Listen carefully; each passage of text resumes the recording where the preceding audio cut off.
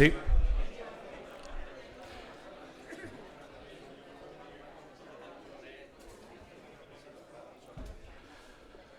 Vamos a ir tomando asiento, por favor. Buenos días, bienvenidos a una nueva edición del Foro Economía y Sociedad. Autoridades, señoras y señores, muchas gracias por su asistencia. A algunos que ya han repetido este formato conocen que tienen a su disposición en las mesas unas tarjetas por si quieren realizar algún tipo de pregunta que después se nos trasladará a los invitados de hoy para hablar de un tema, bueno, que tenemos que despachar, y entiéndanme cómo lo digo, en pocos minutos, porque el presidente de Asaja tiene que estar a las 11 menos cuarto, si no me equivoco, 12 menos cuarto, perdón, pues casi que pillando un ave. Pero vamos a intentar que la reforma de la PAC sea no solo interesante, sino que de aquí se salga, o por lo menos salgan con más información de la que posiblemente se pueda tener antes de acudir a un foro como este, y con este tema, la reforma de la PAC, riesgos e impacto en el nuevo marco presupuestario. El Foro Economía y Sociedad se realiza gracias a la labor de ASFACO, está financiado por el INDEC, como saben, y cuenta con la colaboración de la Fundación Sebastián Almagro. La bienvenida a este acto nos la va a dar el alcalde de Córdoba, José María Bellido.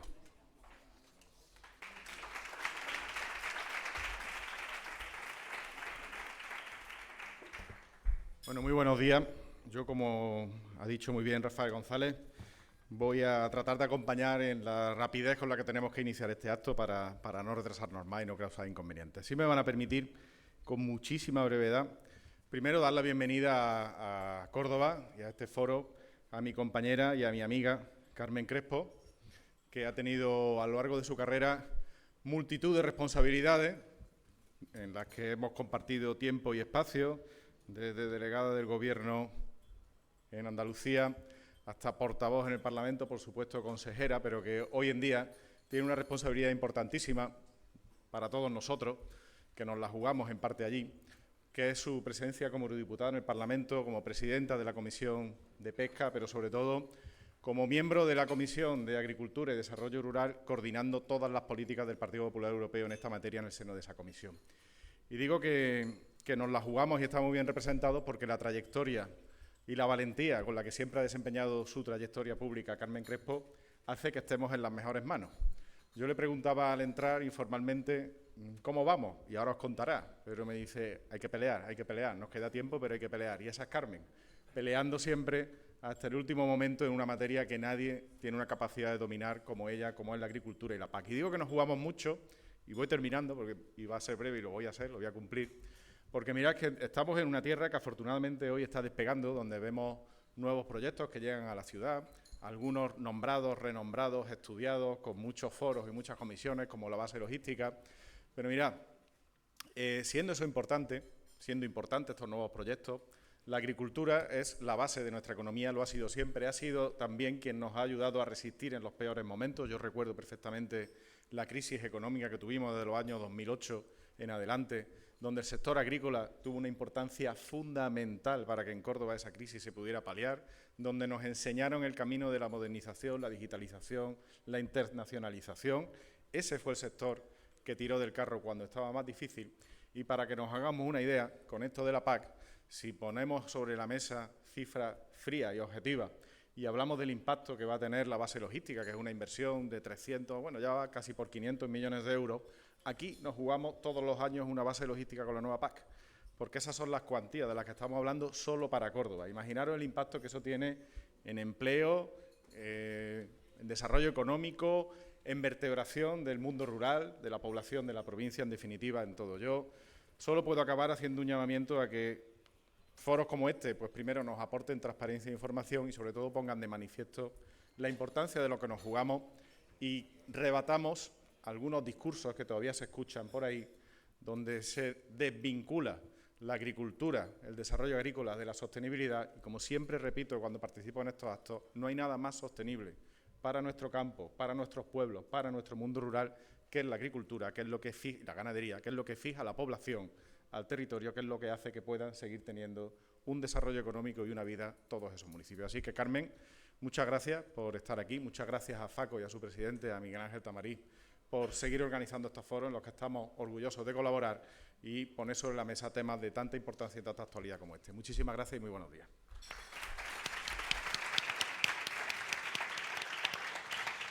Bien, pues la política agraria común sigue siendo más de 60 años después de su nacimiento el gran pilar del campo europeo, se puede decir así. Hoy representa, creo que el dato es el correcto, si no es ahora me lo corregirán, cerca del 30% del presupuesto total de la Unión Europea. En este momento está afrontando una de las reformas más delicadas de su historia, la que va a definir su futuro a partir de 2028 dentro del marco financiero plurianual. En los últimos meses, además, la Comisión Europea ha planteado un paquete de simplificación, que creo que es la palabra que más se va a repetir quizás a lo largo de hoy. Una simplificación que busca, entre otras cosas, reducir la burocracia, flexibilizar normas medioambientales, pero el sector agrario, con Asaja a la cabeza, denuncia un posible recorte del 20% en las ayudas directas y un modelo que, según sus palabras, se aleja del terreno y de la rentabilidad real de las explotaciones. Para analizar los riesgos e impactos de esta reforma contamos con dos voces autorizadas. La eurodiputada Carmen Crespo, ya la ha presentado nuestro alcalde, eurodiputada y miembro de la Comisión de Agricultura y Pesca del Parlamento Europeo. Ella vive el debate desde el Parlamento Europeo. Y Pedro Barato, que es presidente nacional de Asaja y que es portavoz de un sector que, por cierto, ha levantado la voz no solo en España, sino en toda Europa. En Bruselas parece que la discusión ya no es solo técnica, sino también, evidentemente, presupuestaria. En un marco, además, que es el siguiente: aumento del gasto de defensa, el tema de las migraciones, que está ahí, no podemos evitar, la transición digital. Todo eso son aspectos que pueden poner en cuestión el peso de la PAC en el presupuesto comunitario, además del llamado, como digo, paquete de simplificación. Esto ha dividido las opiniones. Algunos lo ven como un alivio necesario, otros lo ven como una marcha atrás, y de esto es lo que vamos a hablar. Yo, ante todo, quiero dar la bienvenida a nuestros invitados. Bienvenida, Carmen. Bienvenido, Pedro. Gracias. Y la primera pregunta es para la eurodiputada, europarlamentaria.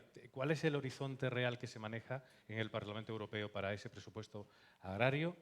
Y una pregunta muy directa, porque andamos con poco tiempo. ¿Es cierto ese riesgo de recorte, Carmen? Bueno, muy buenos días a todos y muchísimas gracias a Faco, querido Miguel Ángel, por la labor público-privada de información y formación de una sociedad madura y agroalimentaria como es la cordobesa. Yo creo que se hace una labor magnífica en ese sentido con estos foros. Y lo que tratamos tanto Pedro y yo, que aparte de ser amigos, obviamente, estamos con un objetivo común, que es que la PAC sea posibilista para nuestro país, para toda Europa y, evidentemente, en este caso yo, para Andalucía y también para esta tierra, para Córdoba. Y también al alcalde, al presidente de la Diputación, al delegado del Gobierno, nuestra senadora, nuestro delegado de Agricultura, nuestro equipo de Asaja al completo, el anterior presidente, el actual y, por supuesto, el secretario general.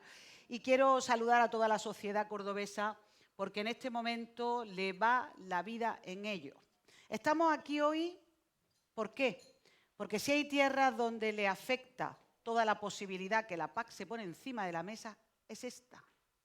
Aquí estamos hablando no solamente de una pérdida de la propuesta que hay por parte de la Comisión, de casi 15.000 millones en toda España, sino que aquí supondría para Andalucía 3.000 millones y 500 en esta tierra, en Córdoba. Y eso es una broma, por decir algo, que no nos lo podemos permitir. Por tanto, nuestra obligación, responsables de la política agraria en cada una de las facetas, es luchar para cambiar esto, para intentar que esa propuesta de la Comisión, y con 2 años por delante para su negociación, podamos transformarla, cambiarla y adecuarla a las necesidades. Es cierto que a mí me gusta hablar en principio también de las bondades, porque hay que decir la realidad y decir justamente lo que es. En el primer pilar, a nuestro país le correspondería 88.000 millones, en un fondo único donde 37.000, 36.000 y pico, 115, está garantizado para las ayudas directas para los agricultores y ganaderos. Le hemos preguntado inmediatamente al comisario, ¿pero va con la inflación o va con los precios de 2019? Porque así perdemos poder adquisitivo. Eso es muy importante.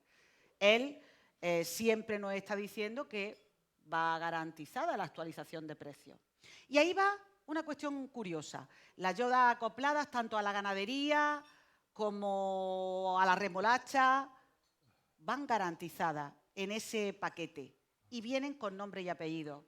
Además de ello, de la ayuda acoplada fundamental, se dobla la aportación a las crisis, a las danas que tenemos los agricultores, a las dificultades que nos encontramos con las virosis, a las dificultades que tenemos en este caso pues, con la sanidad animal. Y adicionalmente se mete un paquete o se menciona un paquete para jóvenes agricultores y mujeres en el campo y en las zonas rurales. Aquí presentes muchas. Por tanto, yo creo que hay que contar esas bondades. ¿Pero qué ocurre? Inmediatamente después te encuentras con casi 50.000 millones que van en una bolsa común. Ese fondo país que en estos momentos quieren trasladar sin nombre y apellidos. Es decir, segundo pilar de la PAC, es decir, inmigración, lo decía muy bien Rafael, o otras políticas como cohesión, a pelear. ¿Y quién se pelea con eso?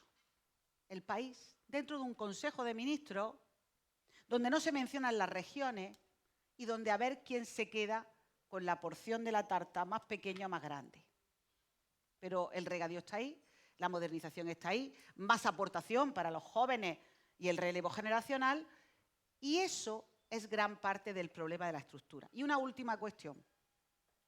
El recorte del 22% que decía que hablando con organizaciones agrarias como Asaja, que ya ha hecho un análisis muy profundo de lo que es la propuesta, es peor esa renacionalización de la PAC, que es política agraria común, y pierde la C de común, que quizá el recorte. Por tanto, entramos a competir con otras políticas, vemos en los consejos de ministros, se habla de una cofinanciación del 30%, y yo me pregunto si en nuestro país no tenemos presupuesto. El día de mañana, cuando venga en 2028, espero que tenga presupuesto y yo, por supuesto, espero que tenga otro gobierno. Pero lo claro está es que empezamos a competir, que el Ministerio de Agricultura de cualquier país tiene que tener un poder especial para quedarse con una porción de la tarta importante y vamos retrocediendo en una política que es fundamental para los intereses de nuestra tierra, porque nosotros, España, es un país de agricultores y ganaderos. Otros países quizás les interese otras políticas. Y decía Pedro al principio en el contacto con la prensa, claro, el tema de la defensa, en la que nos hemos comprometido todos a poner recursos dentro del marco financiero plurianual. Pero hay otro que tenemos que añadir. Hemos tenido la oportunidad de tener 140.000 millones de euros en este país de Next Generation, recuperación y resiliencia. ¿Y qué se ha ejecutado? Debajo del 45% de media que hay en la Unión Europea. ¿Y en qué se ha utilizado? ¿Se ha utilizado para acabar con el problema del agua? ¿Que puede? No. ¿Se ha utilizado para acabar con el problema de purines y convertir un problema y un subproducto o un residuo en una oportunidad? Tampoco. Por tanto, vamos a pagar el 20% de los intereses del Next Generation, los agricultores y ganaderos con la merma.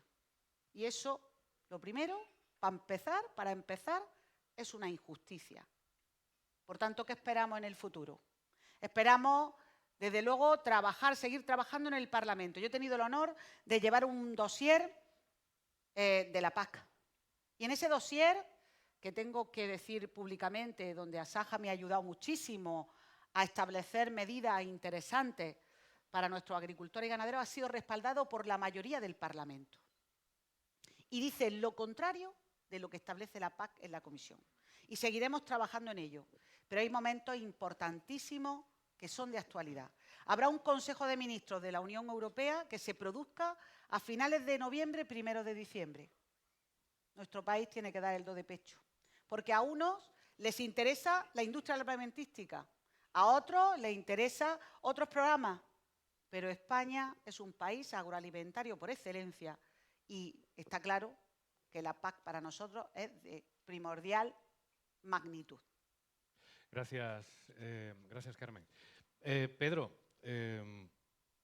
ella ha planteado un primer marco ciertamente preocupante, me atrevo a decir, sobre todo porque además da la sensación de que España no está defendiendo bien este asunto en el que nos va la vida realmente. Estamos hablando de las cosas de comer, que muchas veces me da la impresión de que cuando se habla de la PAC o cuando se aborda el asunto del sector primario, no somos conscientes de hasta qué punto esto afecta en nuestro día a día, en la vida cotidiana. Parece que es una cosa ajena. Pero bueno, se está viviendo posiblemente uno de los momentos más críticos en este momento en cuanto a la negociación de la PAC, por esos frentes que antes ha comentado Carmen y que hemos puesto encima de la mesa. Bueno, pues en primer lugar, buenos días. Saludar a las autoridades, alcalde, presidente de Asaja, amigos, Lorena y tantas autoridades que estáis esta mañana aquí. Y también dar las gracias al foro, con el cual, yo siempre lo digo y en este sitio lo he repetido varias veces, yo estuve interno en La Salle y algún Almagro tuve al lado en la habitación, ¿no? Por lo tanto, siempre venir a Córdoba para mí es una alegría y uno está como en casa, ¿no? Normalmente llevo una semana de mucho viaje internacional, pero siempre empiezo con frases hechas mías, ¿no? Yo no voy a venir a Córdoba a poner las cosas peor de lo que están. Por lo tanto, quiero dejar bien claro. Podemos poner las cosas todo lo mal que ustedes quieran y podemos poner las cosas... Hay que centrarse en lo importante. Hay una propuesta de la PAC que ha hecho la Comisión y que es infumable. Es una propuesta que no se puede coger por ningún sitio. Podemos hablar de muchas historias, podemos hablar de mucha filosofía. Lo más importante es que rebajan el 20% del presupuesto. 20% del presupuesto. 20-22. Y si le calculamos la inflación, el 32%. Por lo tanto, ese es el primer tema que hay que devolver a los corrales. No se puede aceptar una PAC con menos presupuesto. Segundo tema, es una PAC que por mucho que digan y por mucha historia, penaliza a la agricultura profesional y penaliza al agricultor profesional. Y es una PAC que se convierte en PAC de economía social y se abandona la economía nuestra, la economía de arar, de sembrar, de recoger la aceituna, de vender el aceite. Se cambia a otras historias. Y luego nos quieren confundir y que si los jubilados no van a cobrar, que si los jóvenes no sé cuánto. Eso para mí no es importante. Lo importante es que el presupuesto baja el 20% y ya hemos visto que si nos piden más cosas con menos dinero es imposible de cumplir. Por lo tanto, ese es, para mí, es el eje fundamental. Y luego,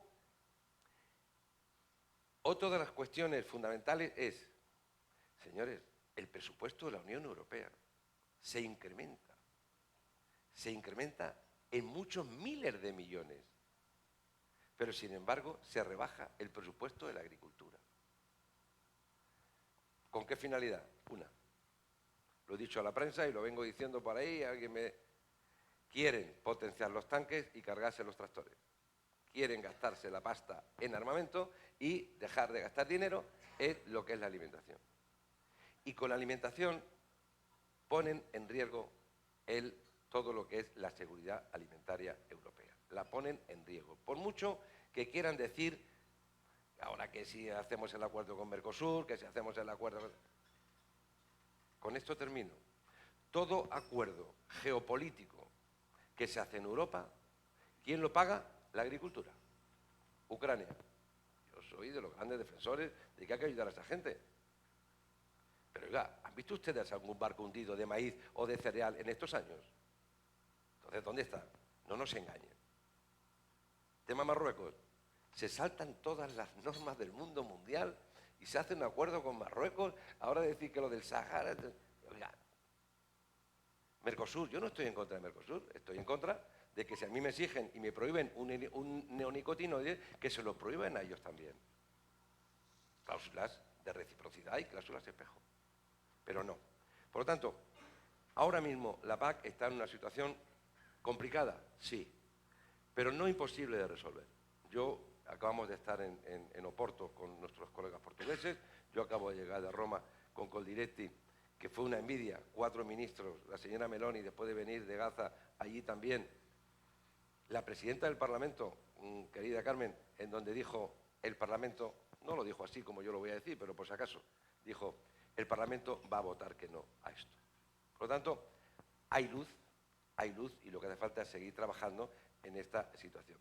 Pero la propuesta que hay es una propuesta muy mala. Y termino mi última reflexión para que vean ustedes la composición de Europa como es. La Comisión está compuesta por señores del PSOE, señores del PP, señores de los Verdes.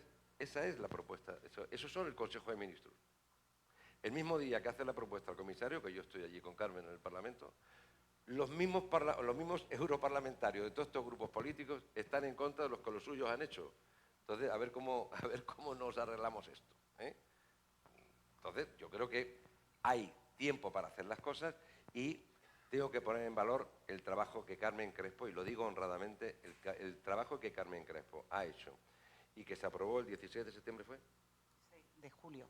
De julio, 18 de julio, que se aprobó en Estrasburgo, fue un trabajo, como ella ha dicho, justo lo contrario de lo que la propuesta de la Comisión hace y que fue valorado y votado, yo diría por casi todos, por el 90% de todos los eurodiputados.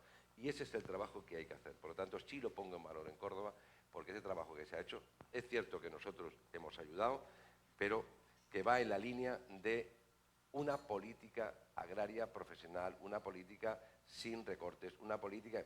Porque todo esto, dice Carmen, los jóvenes sí, pero el 2% de lo que hoy nos quitan a los mayores es para los jóvenes.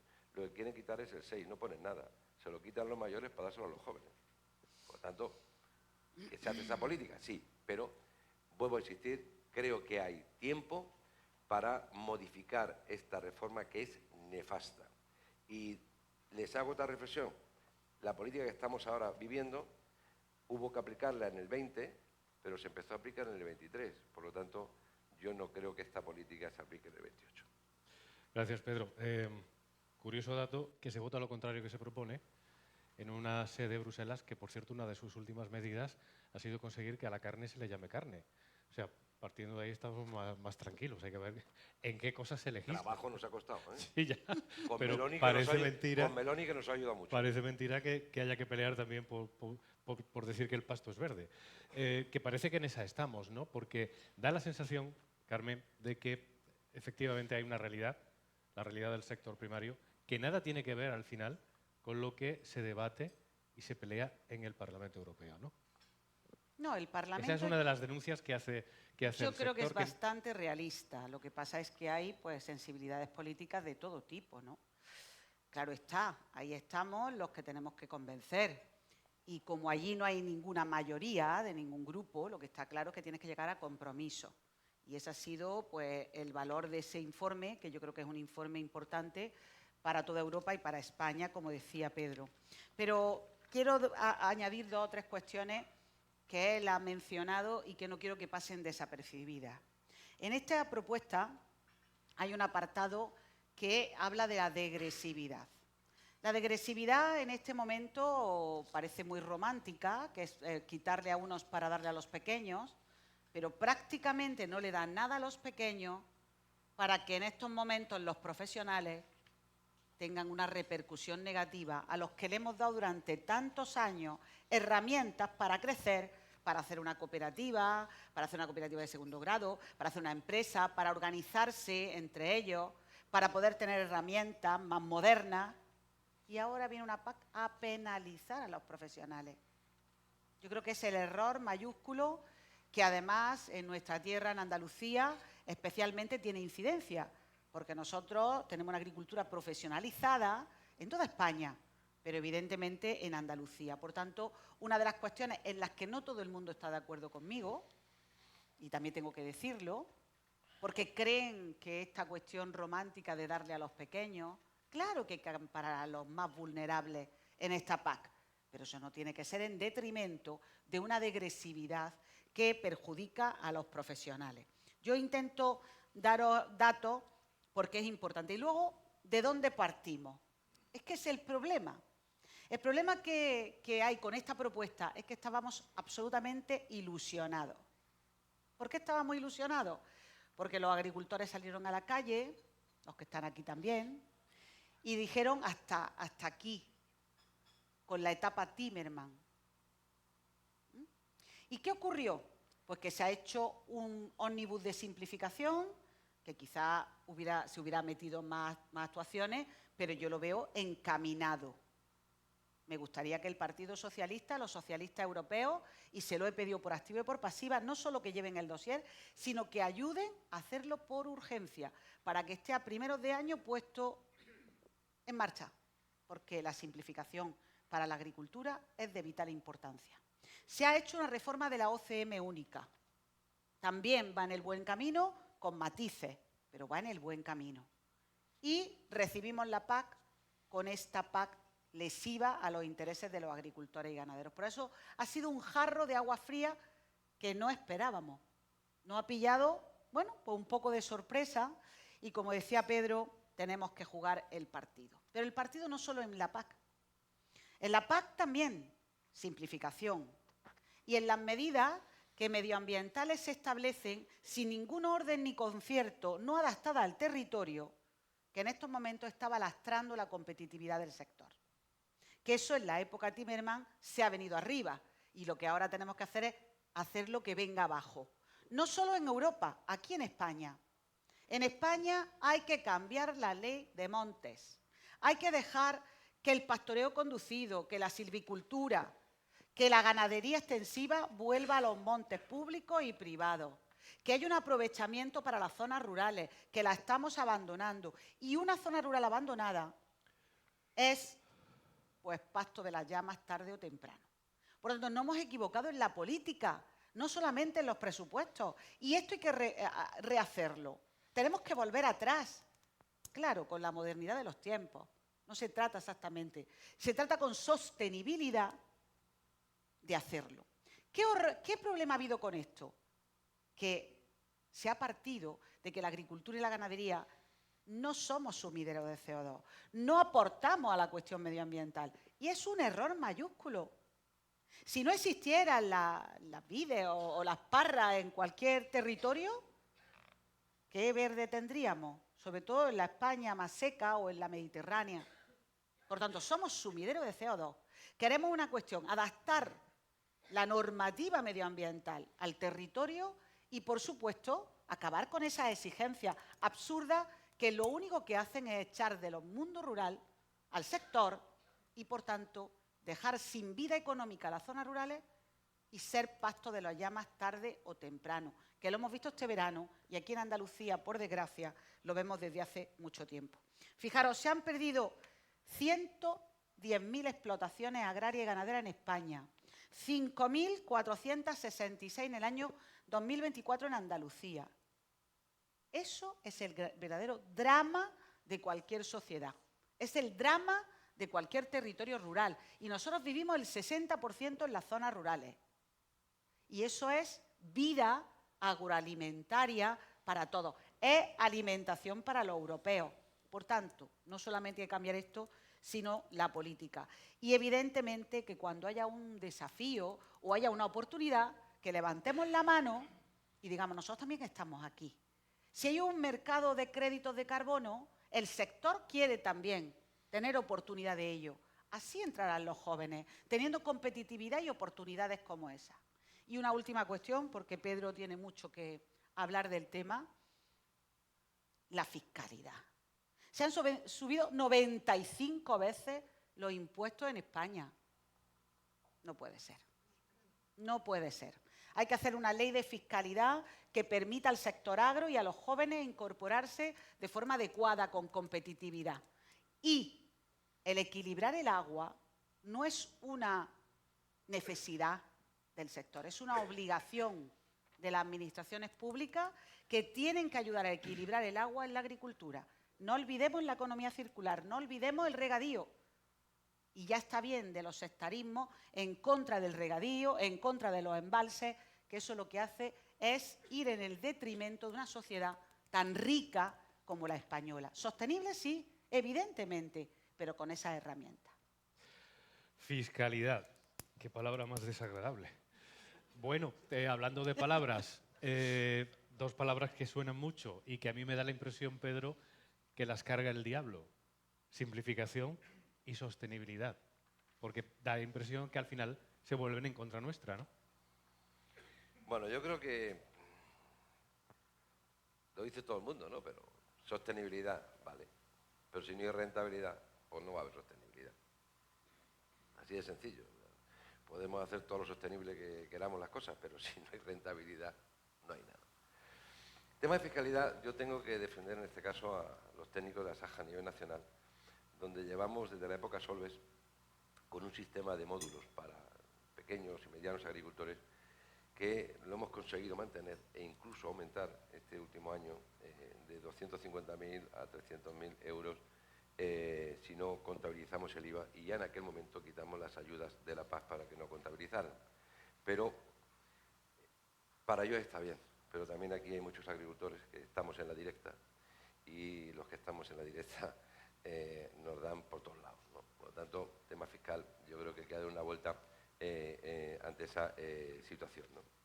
Pero yo, por seguir con el tema de la fiscalidad, sí, con el tema de la sostenibilidad también, pero yo creo que es importante el que en este mundo donde estamos viviendo es que se nos exigen cosas imposibles de cumplir. Esta política agrícola común. Yo se lo decía al comisario antes de ayer. No me pidas más fotos georreferenciadas de mi explotación, que no tengo cobertura de Internet. Decía, no me lo creo. Digo, comisario, pues créetelo. Entonces, me lleva usted a la digitalización, pero no tengo cobertura de Internet. Porque también nos hacen trampas en este tema. Dicen en Madrid, el 80% de la población española tiene cobertura de Internet. Y digo, vale, pero no es el 80% del territorio. Es el 80%, claro, me mete en Madrid, Barcelona y Valencia, pues ya estamos. Pero el 80% del territorio no. Digitalización imprescindible. Hoy cualquier agricultor, estamos pendientes a ver si llueve, si no llueve, la lonja que ha pasado, qué es lo que va a ocurrir por los mercados de futuro. Es fundamental, pero esa digitalización tiene que llegar a nosotros. Se habla mucho, decía antes Carmen con el tema de los fondos de los New Generation, esos, que al final ni el 0,7% de esos fondos han llegado a la agricultura. Ni el 0,7% ha llegado a la agricultura. Planes de regadío, modernización, unos poquitos y tal, pero bueno. Carbono.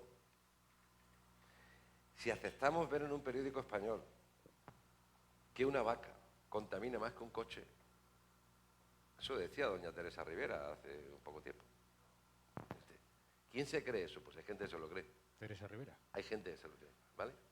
Claro, una señora que aquí cierra nucleares y allí da un montón de millones para abrir nucleares en los Países Bajos y no sé dónde, pues son las incongruencias que estamos teniendo en esta política que estamos. Pero todo esto de las emisiones, todo esto está bien. Pero, querida Carmen, los proyectos que tenemos son que lo que yo haga del 20 para acá sí va a descontaminar. Pero lo que mis encinas y mi dehesa y los árboles que tengo puestos de generaciones enteras del 20 para atrás, eso no va a contabilizar. No, mire usted, esto no es serio. Esto no es serio. Por tanto, tiene que contabilizar cualquier árbol, sea plantado ayer o antes de ayer, o te ha plantado 50 años que tiene una encina. Entonces, las cosas hay que hacerlas. Y luego, yo creo que el tema de la PAC está ahí, que tenemos que luchar para dar la vuelta a esto. Pero yo creo que hay temas de rabiosa actualidad que a mí me gustaría hoy concretar en Córdoba. Uno, agua. El agua es el factor determinante que tenemos en este país de futuro si queremos tener una agricultura rentable. Luego vendrán otros problemas. 3.600.000 hectáreas tenemos de regadío, 11.800.000 hectáreas tenemos de secano. Su valor es muy superior, el valor que tienen las 3.600.000 hectáreas con los 11.800.000. Más otras consecuencias. Donde hay agua hay empleo, donde hay agua hay transporte, donde hay agua hay tiendas, donde hay agua hay gente, donde hay agua hay hasta mano de obra ilegal o legal. Yo apuesto por la legal. Y es la segunda consecuencia. Uno de los factores que hoy está limitando mucho nuestra expansión y nuestro saber hacer es la mano de obra. Es una auténtica, y lo digo muy claro, y me da igual que me malinterpreten, es una auténtica aberración que tengamos en nuestros pueblos 100, 200, 50 personas que tienen derecho a vivir, que tienen derecho a comer, que tienen derecho a sanidad, y el único derecho que le falta es que no tienen derecho a trabajar. ¿Por qué? Porque tienen que esperar 2 años y medio, porque tienen que esperar el arraigo 3 años. Oiga, vamos a ver, si están en nuestros pueblos, si están ahí. Luego, esto de la inmigración, tenemos ahora un lío político aquí, que unos que quieren que se vaya, otros quieren que los echen. No, para mí, como empresario agrario, la inmigración no es un problema, es la solución.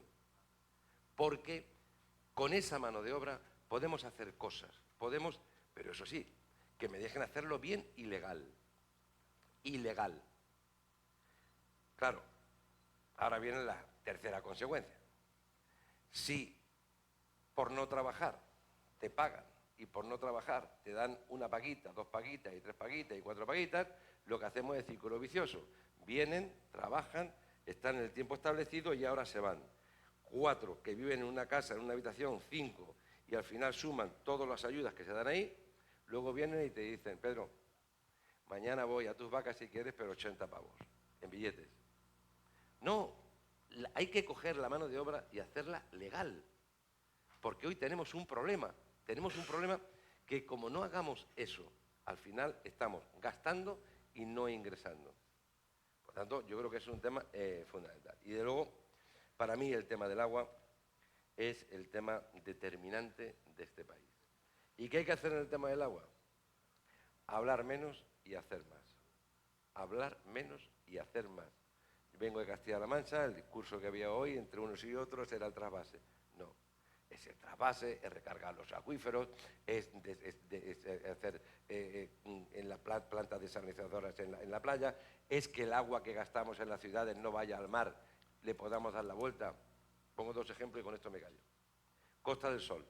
Si cogemos desde Málaga, Marbella, Fuengirola hasta Gibraltar, el agua que va al mar, si le diéramos la vuelta, el estudio que tenemos, son 78.000 hectáreas que podemos poner de regadío y poder llegar a Antequera. Cogemos el Levante, Benidorm, Alicante, Torrevieja, toda esa zona, si le damos la vuelta, son 100.000 hectáreas las que podemos poner ahí. Por lo tanto, son muchas grandes cosas las que se pueden hacer y hemos perdido una oportunidad con los presupuestos. Ya perdimos el plan hidrológico, por lo tanto, es un tema fundamental.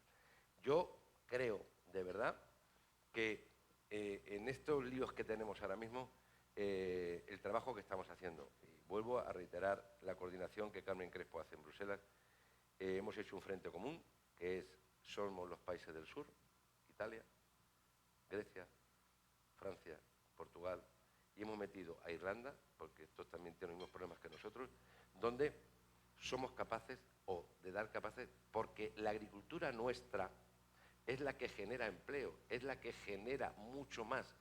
La agricultura del norte es una agricultura, pues tractores muy grandes, llueve y nada más. Por lo tanto, hay que seguir insistiendo en este modelo agrícola que tenemos, pero con estos parámetros. Por ir ajustándonos al guión, yo agradecería ya que las preguntas que hayan sido redactadas se nos vayan acercando para irlas respondiendo en unos minutos. Abierto, parece que nos alejamos del tema que nos ha convocado, pero creo que no, porque al final la PAC hay que verla en términos no meramente económicos, sino mucho más allá. Y he abierto 2 melones importantísimos, Pedro, que yo supongo que Carmen querrá abundar en ellos, el del agua y el de la mano de obra, sobre todo el de la mano de obra, con el discurso políticamente incorrecto, pero más sabroso, por supuesto.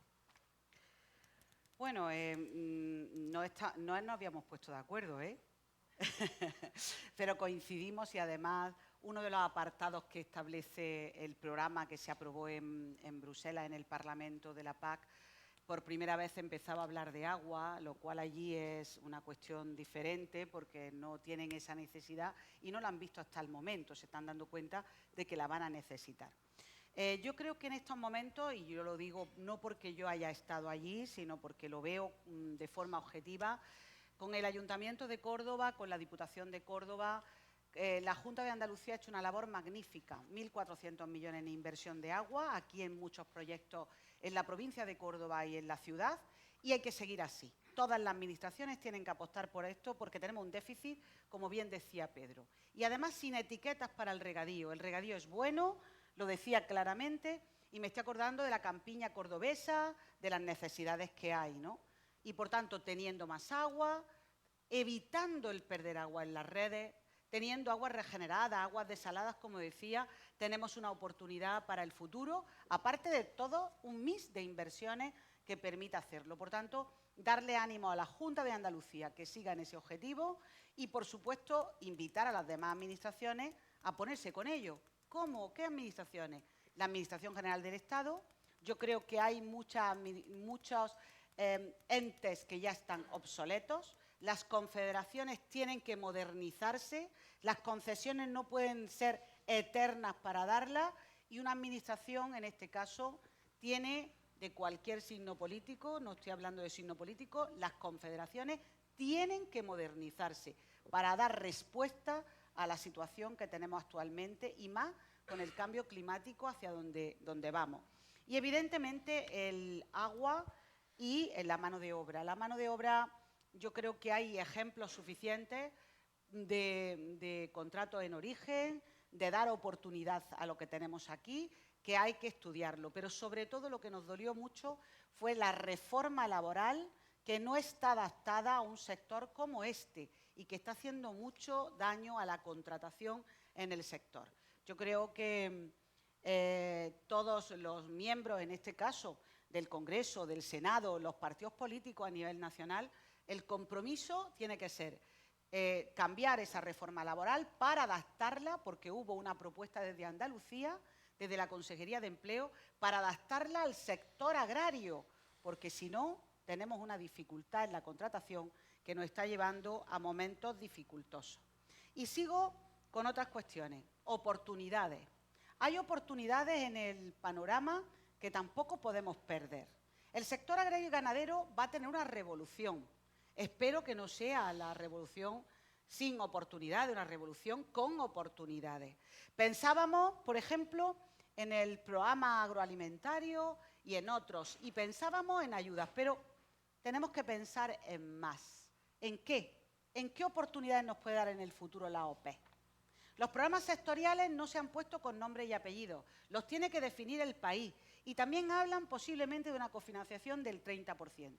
El programa sectorial del vino para Córdoba tiene que estar garantizado, porque esto está dando en las zonas rurales una oportunidad única. Hay que, las organizaciones de productores de fruta y hortalizas, que le han puesto techo a las ayudas, intentar que los 140 millones que viene a Andalucía estén garantizados. Y si nos da oportunidad de tener OPEs para el aceite, aprovechar esa oportunidad para el futuro. La OPEP, en este caso, es una figura que da innovación al sector y podemos revolucionar y tener oportunidad en el sector del aceite, y Pedro conoce muy bien desde el punto de vista que es presidente de la Interprofesional del Aceite y, por tanto, creo que tenemos que tener una oportunidad en ese programa. Y, por último, para que nos hagáis las preguntas necesarias, desde luego tenemos que pedir esas cláusulas de salvaguardia 10-10, por la que apostaba Asaja y que se han introducido por su petición, en este caso, en programas como puede ser Mercosur, y que no está en los programas como el tomate de Marruecos, no está esa cláusula, y tenemos que apostar por ella y tenemos que luchar por nuestras materias activas. Fijaros, las grandes empresas de investigación no están ya en Europa. Nos doblan en materias activas Estados Unidos, tienen el doble de herramientas. Aquí, durante la época pasada, se ha quitado una materia activa al mes, 83, que no han quitado de las manos de Europa. ¿Qué podemos hacer? Lo ha parado el comisario, dice que hasta aquí hemos llegado, pero hay que investigar. No puede ser lo que está ocurriendo en estos momentos. Y las plagas, con el cambio climático y la sanidad animal, tenemos una dificultad adicional mayor.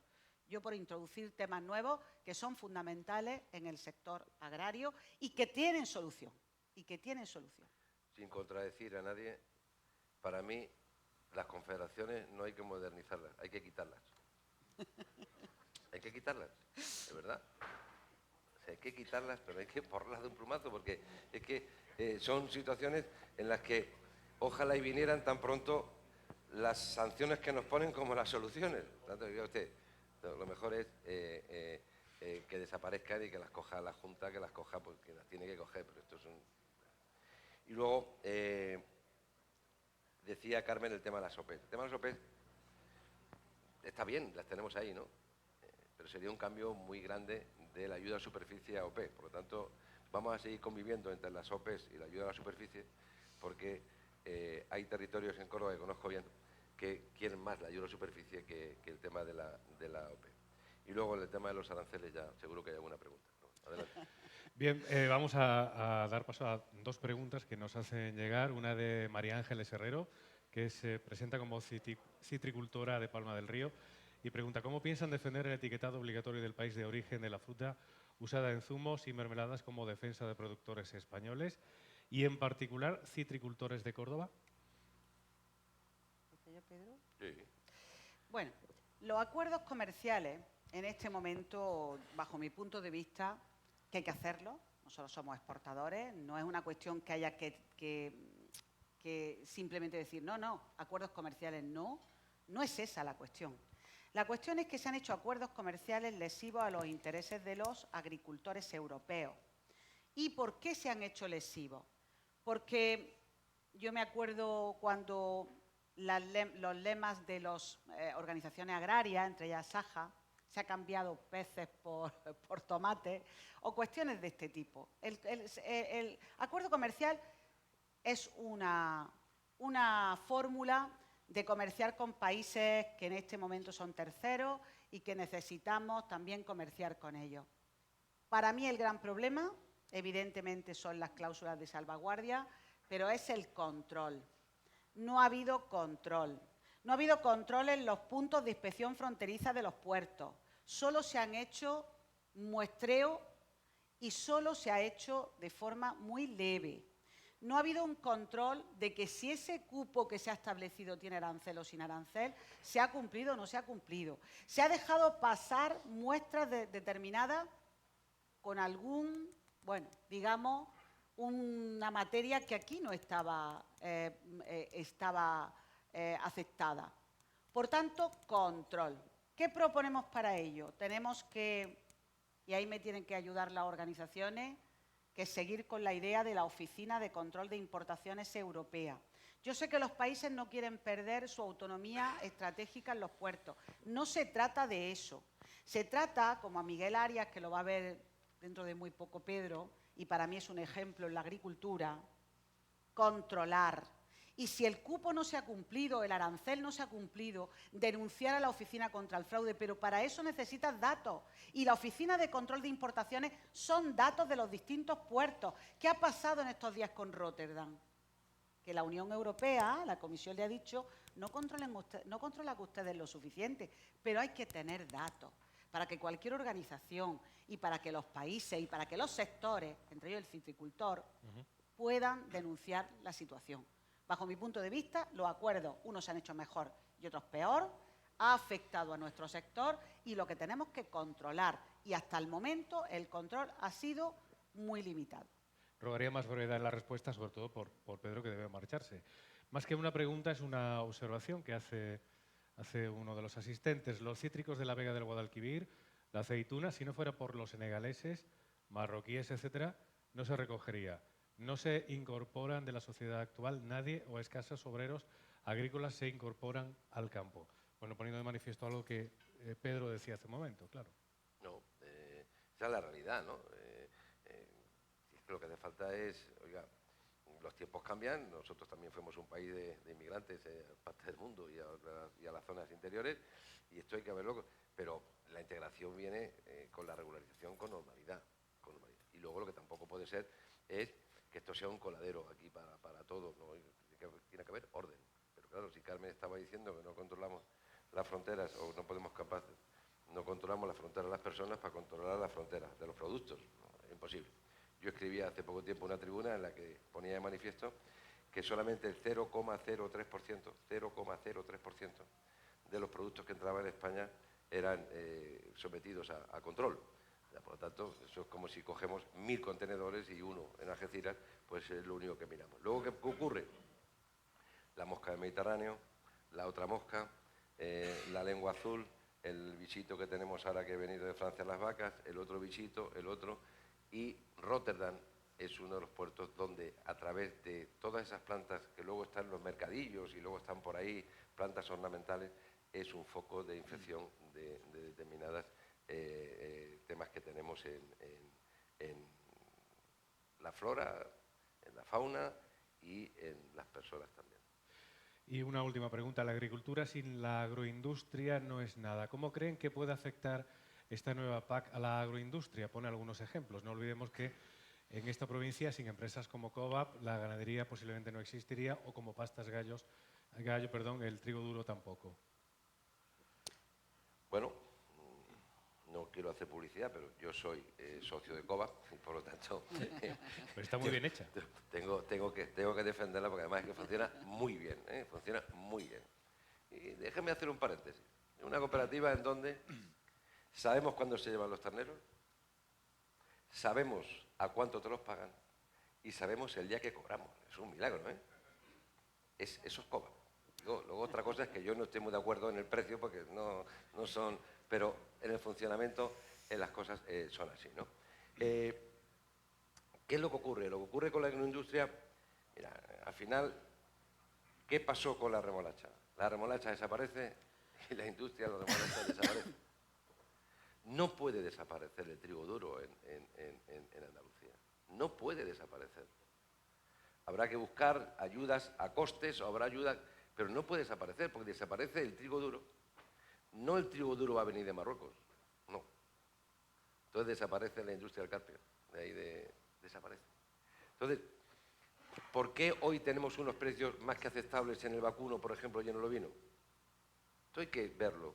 Pues porque faltan 1.650.000 vacas en Europa y 190.000 en España.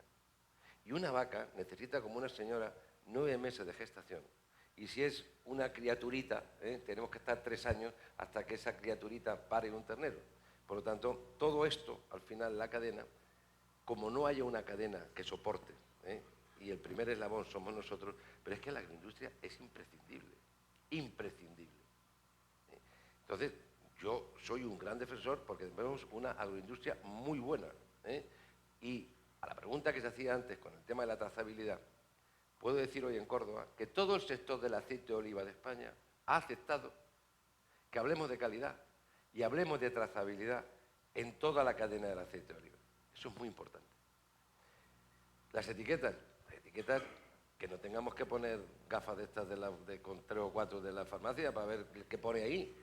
Que ponga clarito de dónde viene, que ponga clarito qué es lo que lleva, que ponga clarito las cosas. Pero eso al final parece que interesa a poca gente. Si es de Marruecos, de Marruecos. Por lo tanto, claridad y transparencia. Sí. Carmen. No, y en la agroindustria me acordaba en estos momentos de la dimensión. Hemos incentivado el perder dimensión. Hay que coger dimensión. Para ser competitivo hay que coger dimensión. Y no se puede penalizar a la agroindustria que va más. Y eso se ha instalado en este país, incluso en Europa. Por tanto, intentar que coja dimensión para ser cada vez más competitivo, cooperativa, todo lo que es la agroindustria. Y una cuestión, en esa bolsa común que yo le decía al principio, es donde va el apoyo a la agroindustria. Por tanto, también está, no digo que no esté, pero está ahí compitiendo con los demás. Ese es un peligro. Bien, estamos en los minutos finales. A mí solamente me gustaría hacer un pequeño apunte antes de finalizar, y es que estamos hablando de la PAC, estamos hablando del futuro, pero antes había dado Carmen un dato que es tremendamente importante, y es el abandono de las explotaciones agrarias. ¿Qué política agraria común vamos a tener si no hay gente en el campo, si el campo se abandona? Es que el reto es mucho mayor, ¿no? Si quieres empiezo yo, pero yo creo que esto es sencillo. Teníamos 1 millón de peticiones de PAC hace unos años, ha ido bajando a 700, ahora mismo estamos en 580 más o menos, pero el dato de explotaciones que se abandonan de perceptores, pero hay muchas hectáreas que no se abandonan. La explotación se agranda.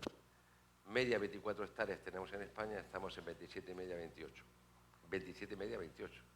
Cuando una ucraniana puede tener 14 o 15.000. 27 o 28. ¿Qué es lo que ocurre? Lo que ocurre es, hemos visto el ejemplo de los incendios. Doy el dato. 400.000 hectáreas quemadas. 370.000 públicas o semipúblicas. 32.000 hectáreas zonas afectadas de agricultores y ganaderos. Entonces, la solución que me daba la ministra y el presidente del gobierno otro día decía, no, es que hay que echar vacas en el campo. Muy bien, te lo compro. ¿Y los vaqueros dónde están? ¿Dónde están? Entonces, las explotaciones están ahí. Y luego hay que diferenciar, porque si no nos llevan a una situación de enfrentamiento. Yo defiendo al pequeño agricultor, más que a nadie. Pero no confundamos el pequeño agricultor, que vive de la agricultura, del pequeño propietario, que su abuelo, su padre, le dejó la explotación en el pueblo, y también están en la PAC. Pequeño, el tiro hay que darlo al que vive, por lo menos de un porcentaje importante de la agricultura, no el caza prima, ni caza subvenciones, ni porque luego todas esas malas políticas las pagamos nosotros. Esto es como roba uno, pero hacemos una política para todos los que estamos, no digo usted, si roba uno, no roban millones, uno, pues ahí se mete usted en la cárcel, pero no me va a gustar una ley que perjudica a todos. Y termino diciendo que esto es una selección natural,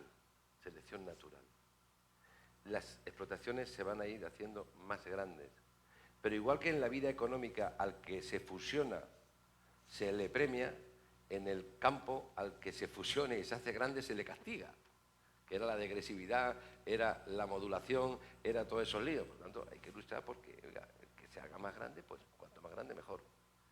Y termino con una pregunta que le hicieron a Pedro Solbes, un dirigente de la UPA. Señor ministro, ¿qué tiene que hacer un pequeño agricultor para sobrevivir? Y le dijo el ministro, si me la pones, te la contesto. Sí. Pues un pequeño agricultor lo que tiene que hacer es hacerse grande para sobrevivir. Si no, es imposible. De muchas formas. Cooperativa o a título individual, como sea, pero dimensión. Sí, Carmen. Bueno, yo veo en el horizonte que hay una ley de agricultura familiar en España. Peligrosísima. Peligrosísima. ¿Por qué? Porque la agricultura en España puede ser familiar, pero eso no significa que no sea profesional. Entonces se ha confundido. Y esa confusión nos puede costar el no ganar dimensión, el no ser competitivos. Por tanto, tengamos claro que los vulnerables tienen que estar amparados, pero los vulnerables no tienen por qué ser los chicos. Los profesionales en este momento están siendo vulnerables. Totalmente. Y hay que ampararlos. Carmen Crespo, Pedro Parato, muchísimas gracias por estar en este nuevo encuentro Economía del Foro Economía y Sociedad. Espero que se hayan aclarado algunas dudas si alguien las traía antes de este encuentro y, bueno, a pesar de todo el horizonte antes se apelaba al optimismo y no nos queda otra que ser optimismo. Me ha gustado mucho lo que usted ha dicho. No voy a venir aquí para poner las cosas peor, sino que de lo que se trata es de hacerlas muchísimo mejor. Muchísimas gracias. Y vamos a cerrar el acto con las palabras del presidente de ASFACO, Miguel Ángel Tamarit Almagro, que será el encargado, como digo, de poner la clausura a este nuevo encuentro.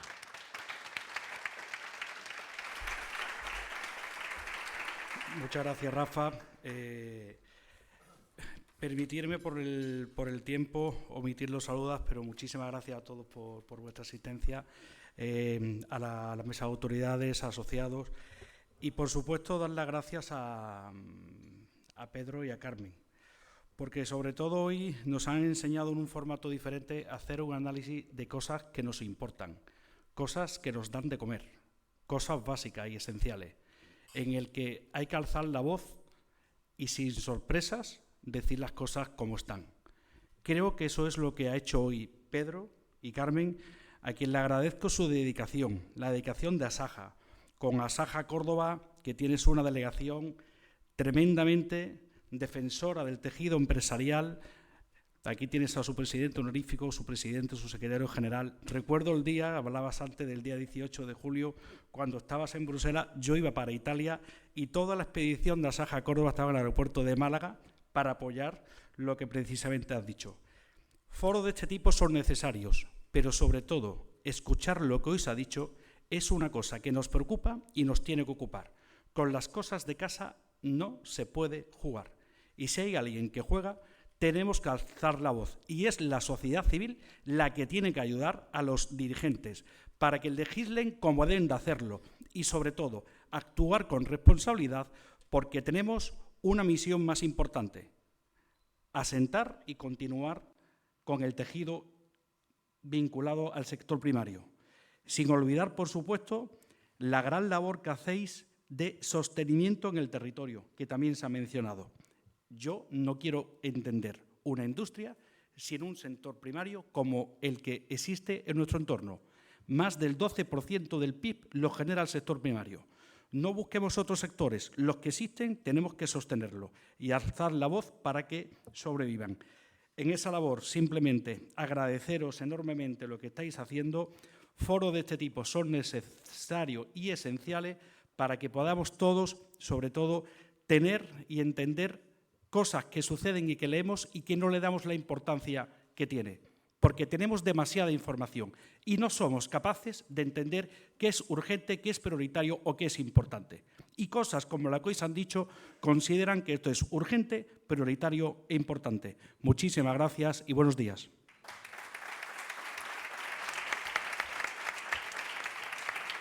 Bien, pues muchísimas gracias y hasta una próxima ocasión. Disfruten del desayuno todavía.